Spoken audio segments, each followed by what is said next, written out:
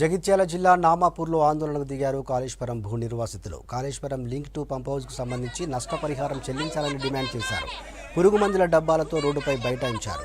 నెలలు గడుస్తున్నా సర్కార్ తమను పట్టించుకోవడం లేదన్నారు భూ నిర్వాసితులు. ఎకరానికి 25 లక్షల రూపాయలు చెల్లించాలని డిమాండ్ చేశారు.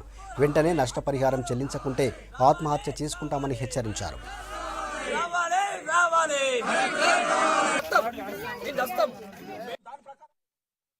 మా భూములు మాకే కావాలి. 30 లక్షలు ఇవ్వాలి ఎకరాన. కట్టయితేనే సాయి లేకపోతే అందరు పోవుడే, లేకపోతే మందాయి సత్తారు.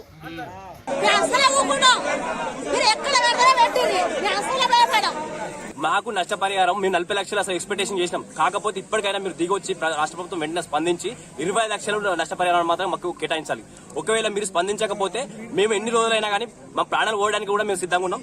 మా గ్రామాలు పోయిన తర్వాత రాష్ట్ర ప్రభుత్వం స్పందించకపోతే దీనికి ఏంది నిదర్శనం? కొంచెం మీరు కూడా ఆలోచించి కొంచెం రాష్ట్ర ప్రభుత్వం కూడా వెంటనే దిగొచ్చి అసలు మాకు తొందరగా మాకు కూడా పరిష్కారం చూపెడతారని మేము ఆశిస్తున్నాం.